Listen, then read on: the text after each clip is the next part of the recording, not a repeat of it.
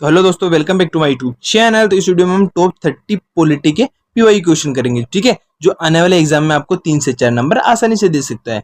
क्योंकि हम जो भी क्वेश्चन करते हैं उसमें क्या करते हैं, हम पहले टॉपिक बता देते हैं कि आज हम इस टॉपिक से क्वेश्चन पूछेंगे, फिर उसके प्रश्न के साथ आंसर तो बता ही दूंगा, फिर अदर इंपॉर्टेंट फैक्ट वो भी बताऊंगा जो इस क्वेश्चन से रिलेटेड बहुत ही इंपॉर्टेंट बन सकता है, जो आने वाले एग्जाम में आपको 3 से 4 नंबर आसानी से दे सकता है।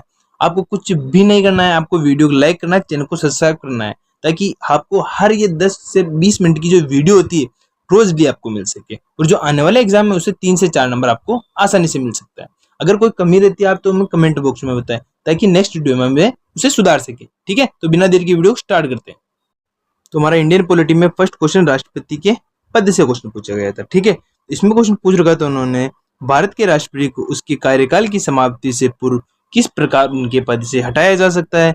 तो उस जो प्रोसेस होता है उसे महाभियोग कहते हैं, ठीक है। अब ये कौन से आर्टिकल में आता है और किसके द्वारा हटाया जाता है और किस कारण से हटाया जाता है वो भी मैं इस वीडियो में बता दूंगा आपको। तो आप देखोगे आर्टिकल जो अनुच्छेद 61 के तहत उनको हटाया जाता है। तो आप देखोगे संविधान के अनुच्छेद 61 में राष्ट्रपति पर महाभियोग चलाने की प्रक्रिया का संपूर्ण वर्णन दिया गया है। अब किस आधार पर उनको हटाया जाता है वो भी देख लो आप। तो राष्ट्रपति को केवल संविधान के उल्लंघन के आधार पर ही हटाया जा सकता है। समझ में आया? ठीक है, नेक्स्ट क्वेश्चन देखेंगे हम। नेक्स्ट जो हमारा क्वेश्चन पूछ रखा था उन्होंने, मंत्रिमंडल शब्द का जो प्रयोग फर्स्ट टाइम कब किया गया था उससे क्वेश्चन था। उन्होंने क्वेश्चन पूछ रखा था संविधान के किस अनुच्छेद में मंत्रिमंडल शब्द का प्रयोग किया गया है। तो वह अनुच्छेद 352 के थर्ड क्लोज में किया गया है, ठीक है। और जो कैबिनेट शब्द है उसका कब प्रयोग किया गया है वो भी मैं बता देता हूँ आपको। तो आप देखोगे मूल संविधान में कैबिनेट शब्द का उल्लेख नहीं था। इसे किस संविधान संशोधन द्वारा जोड़ा गया है? इसे 44वें संविधान संशोधन 1978 द्वारा जोड़ा गया था, ठीक है। अब जो अनुच्छेद 352 है इसको भी ये देख लेते हैं हम। तो आप देखोगे अनुच्छेद 352 के तहत राष्ट्रपति राष्ट्रीय आपातकाल की घोषणा तभी कर सकते हैं जब उन्हें मंत्रिमंडल की लिखित सिफारिश प्राप्त हो। जब भी राष्ट्रीय पद लगता है इसका मतलब होता है राष्ट्रीय आपातकाल तभी लगाया जा सकता है जब मंत्रिमंडल अपना लिखित रूप से इस्तीफा दे, कि लिखित रूप से अगर देते हैं तभी लगाया जा सकता है, मौखिक रूप से देने पर नहीं लगाया जाता है। समझ में आया? नेक्स्ट क्वेश्चन देखेंगे हम। नेक्स्ट जो हमारा क्वेश्चन पूछ रखा था, कहां से पूछ रखा था, जो महान्यायवादी होता है ना उससे क्वेश्चन था, ठीक है। उन्होंने क्वेश्चन पूछ रखा था भारत का सर्वोच्च विधि अधिकारी कौन होता है। तो वह भारत का महान्यायवादी होता है। अब मैं इसमें इसका आर्टिकल भी बता देता हूँ और वो उसके पास कौन कौन सी शक्ति प्रदान की गई है वो भी बता देता हूँ मैं आपको। तो आप देखोगे अनुच्छेद 76 में इसकी नियुक्ति किसके द्वारा की जाती है? राष्ट्रपति द्वारा इसकी नियुक्ति की जाती है, ठीक है। वह भारत सरकार का कानूनी मामलों में सलाहकार होता है। जब भी कोई भारत सरकार को कानूनी सलाहकार लेनी हो तो वह महान्यायवादी से पूछ सकते हैं, ठीक है। उन्हें संसद के दोनों सदनों की जो कार्यवाही होती है उसमें भाग लेने का तो अधिकार है, लेकिन वोट देने का अधिकार नहीं है। क्यों? क्योंकि वो वहां पर बैठा रहता है कि ये पक्ष है या गलत है, फिर वो उसका उच्चारण करके सही गलत बता सकता है। लेकिन जब उन्होंने मत दिए जाते हैं कि इसमें 50% मत मिले, इसमें 60% मत मिले, तो उसमें उसको मत देने का अधिकार नहीं होता है। समझ में आया? नेक्स्ट क्वेश्चन देखिए हम। नेक्स्ट जो हमारा क्वेश्चन पूछ रखा था लोकसभा की जो सदस्य संख्या है उससे क्वेश्चन पूछ रखा था उन्होंने क्वेश्चन पूछ रखा था लोकसभा की वर्तमान जनसंख्या कितनी है। तो 545 है, ये हो गया खत्म। लेकिन अधिकतम कितनी है अपने पास? 545 तो भरी हुई है वर्तमान में, लेकिन अभी तक है कितनी अभी इस टाइम अपने पास? तो वर्तमान स्थिति के अनुसार अधिकतम संख्या कितनी है? 550 है, ठीक है। और नए जो वो संविधान वो संसद हॉल बनाना उसकी बात नहीं कर रहा है, ये नॉर्मली बता रहा हूं मैं आपको। आप देखोगे 104वां संविधान संशोधन लोकसभा में जो 2 आंग्ल इंडियन की जो सदस्य थी मनोनीत किए जाने की उसे अब समाप्त किया जा चुका है, ठीक है। और अधिकतम संख्या कितनी है? 550 है, लेकिन अभी कितनी है अपने पास? 545 है। तो 545 कहाँ की है, राज्य की कितनी की और यूटी की कितनी है वो भी बता देता हूं मैं आपको। तो आप देखोगे 530 है वह राज्यों की है और 20 केंद्र शासित प्रदेश की मतलब यूटी की है। समझ में आया? नेक्स्ट क्वेश्चन देखेंगे हम। नेक्स्ट जो हमारा क्वेश्चन पूछ रखा था, कहां से पूछ रखा था, जो पार्लियामेंट में जो शून्यकाल होता है ना, 0 आवर, उससे क्वेश्चन पूछ रखा था कि वो किसकी देन है। आप देखोगे संसदीय व्यवस्था में जो शून्यकाल होता है वह किस देश की देन है। तो वह भारत की देन है, ठीक है। और ये कब अपनाया गया था और किसके बाद होता है वो भी मैं बता देता हूँ। तो यह भारतीय संसदीय नवाचार है जो 1962 में अस्तित्व में आया, इससे पहले नहीं था। यह प्रश्नकाल के तुरंत बाद शुरू होता है जो दोपहर 12 बजे स्टार्ट होता है। जो 11 से 12 होता है ना वहां पर क्वेश्चन आवर स्टार्ट होता है। क्वेश्चन आवर के 1 घंटे बाद ये कौन सा 0 आवर स्टार्ट होता है। इसमें सदस्य बिना किसी पूर्व सूचना के महत्वपूर्ण मामले उठा सकते हैं। इसका मतलब ये होता है जो क्वेश्चन आवर होता है 11 से 12 उसमें वही प्रश्न पूछे जाते हैं जो अभी उन्होंने लिखित रूप से पूछ रखे हो। लेकिन जो शून्यकाल होता है इसमें कोई भी रैंडम क्वेश्चन आपसे पूछ सकता है जो कि एक महत्वपूर्ण क्वेश्चन हो सकता है। समझ में आया? नेक्स्ट क्वेश्चन देखेंगे हम। नेक्स्ट जो उन्होंने क्वेश्चन पूछ रखा था जो जुडिशियल रिव्यू है उससे क्वेश्चन पूछ रखा था उन्होंने क्वेश्चन पूछ रखा था भारत में न्यायिक पुनर्विकल्प की संकल्पना किस देश के संविधान से ली गई है? तो ये यूएसए से ली गई है, जिसे अपन क्या कहते हैं, संयुक्त राज्य अमेरिका कहते हैं। ठीक है, अब इसके बारे में और इम्पोर्टेंट फैक्ट भी हम जान लेते हैं।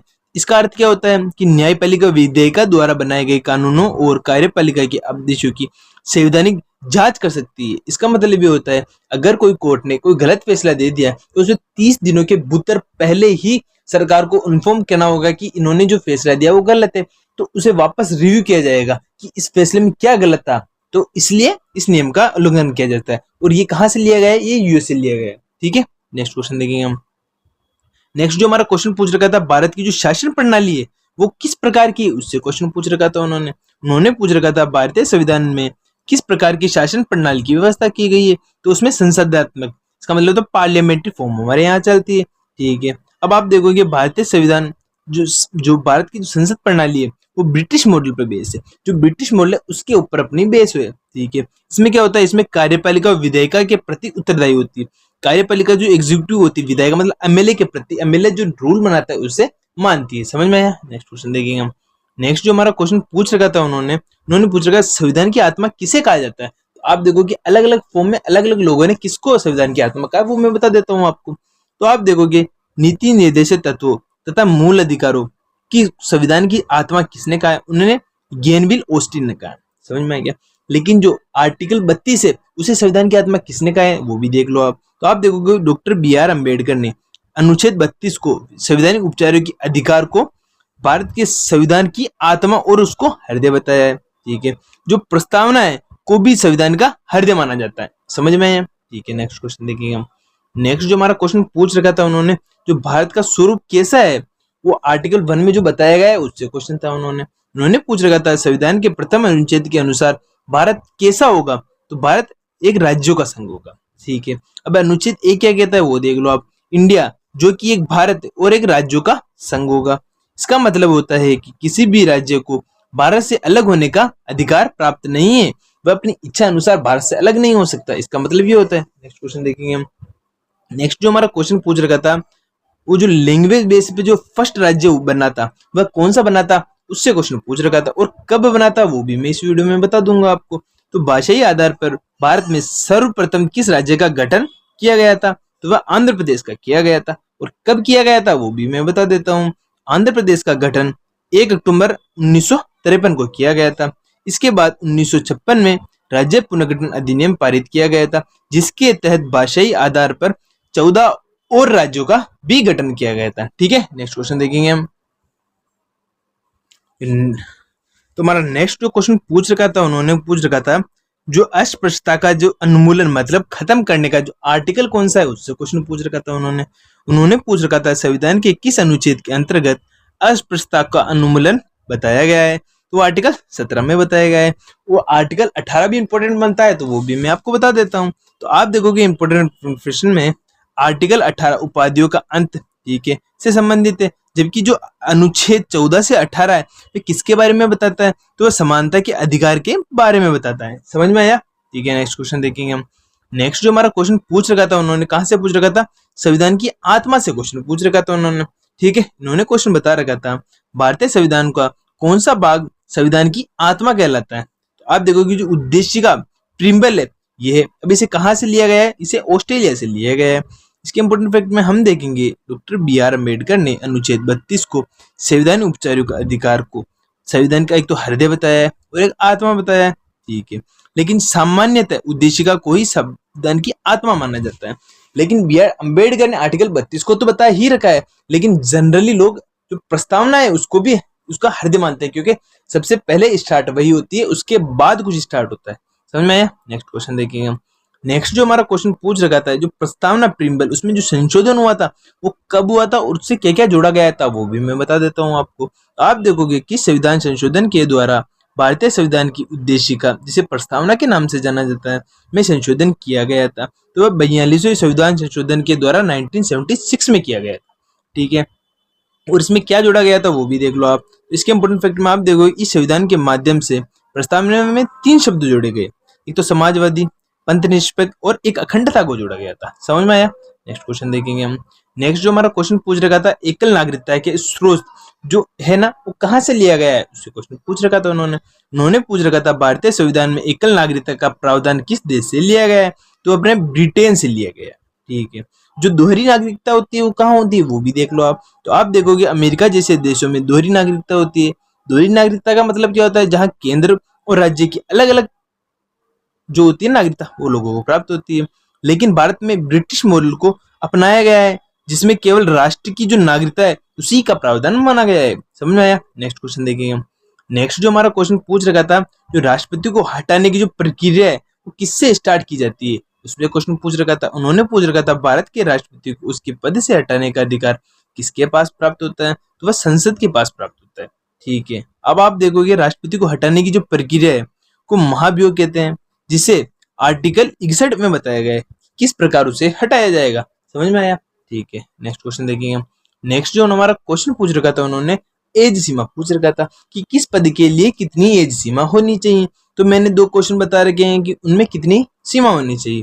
तो आप देखोगे जो भारत का प्रधानमंत्री है बनने के लिए न्यूनतम आयु कितनी होनी चाहिए। तो आप देखोगे अगर वह लोकसभा का सदस्य बनता है तो उसे 25 वर्ष की आवश्यकता होगी, अगर राज्यसभा का बनता है तो उसे 30 वर्ष की आवश्यकता होगी। ठीक है। अब आप देखो जो राज्यसभा का सदस्य बनने के लिए न्यूनतम आयु कितनी होनी चाहिए, तो मैंने अभी बताया 30 वर्ष होनी चाहिए। समझ में आया? ठीक है। नेक्स्ट क्वेश्चन देखेंगे हम। नेक्स्ट जो हमारा क्वेश्चन पूछ रखा था संविधान को कब स्वीकार किया गया था, मतलब अडॉप्शन ऑफ कॉन्स्टिट्यूशन से क्वेश्चन पूछ रखा था उन्होंने क्वेश्चन पूछ रखा था भारत का संविधान कब स्वीकार किया गया था, तो 26 नवंबर 1949 को स्वीकार किया गया था। पर लागू कब हुआ पूर्ण रूप से वो भी देख लो आप। तो आप देखोगे इसी कारण 26 नवंबर को प्रतिवर्ष संविधान दिवस मनाया जाता है। हालांकि संविधान पूर्ण रूप से 26 जनवरी 1950 में लागू हुआ था। समझ में आया? नेक्स्ट क्वेश्चन देखेंगे हम। नेक्स्ट जो हमारा क्वेश्चन पूछ रखा था नागरिकता का जो प्रावधान है और किस प्रकार से दी जाती है, उससे क्वेश्चन पूछ रखा था उन्होंने पूछ रखा था भारतीय संविधान को किस प्रकार की नागरिकता प्रदान की गई है, तो उन्हें एकल नागरिकता प्रदान की गई है। इसके इंपोर्टेंट फैक्ट में बता रखा उन्होंने नागरिकता से संबंधित प्रावधान संविधान के पार्ट 2 और अनुच्छेद 5 से 11 में बताए गए थे। समझ में आया? ठीक है। नेक्स्ट क्वेश्चन देखेंगे हम। नेक्स्ट जो हमारा क्वेश्चन पूछ रखा था उन्होंने पूछ रखा था अंतरराष्ट्रीय शांति और सुरक्षा से क्वेश्चन था, जबकि ये प्रश्न बनता है राज्य के नीति निर्देशक सिद्धांतों जिसे डीपीएस भी कहते हैं, कौन सा अनुच्छेद राष्ट्रीय शांति और सुरक्षा के सरबंध से संबंधित है, तो वह आर्टिकल 51 है। ठीक है। अब इसको परफेक्ट देख लेते हैं कि ये कौन से पार्ट के अंदर आता है। तो जो नीति निर्देशक तत्व संविधान के पार्ट 4 में आता है, जिसमें अनुच्छेद 36 से 51 तक वर्णित किया गया है, जो कि कहाँ से लिए गए हैं, आयरलैंड के संविधान से लिए गए। तो आज का हमारा लास्ट क्वेश्चन खत्म होता है। वीडियो अच्छी लगी तो वीडियो को लाइक करें, चैनल को सब्सक्राइब करें और अपने दोस्तों तक शेयर करें। क्योंकि इस इंपोर्टेंट फैक्ट में क्या करता हूँ, पहले आपको टॉपिक बता देता हूँ कि कौन से टॉपिक से क्वेश्चन पूछा गया है, फिर उसके प्रश्न के साथ आंसर तो बता ही देता हूँ, फिर अदर इंपोर्टेंट फैक्ट में और ऐसी एक्स्ट्रा जानकारी देता हूँ कि उस क्वेश्चन को फुल पोस्टमार्टम आसानी से किया जा सकता है। अगर आप मेरी 10 से 12 मिनट की रोज वीडियो देखते हो तो मैं मानता हूँ आने वाले एग्जाम में आप इस वीडियो से 4 से 5 क्वेश्चन आसानी से कर सकते हो। आपको क्या करना है, चैनल को सब्सक्राइब करना है ताकि हर रोज हमारी वीडियो मिलती है आप आसानी से देख सको। ठीक है दोस्तों, बाय।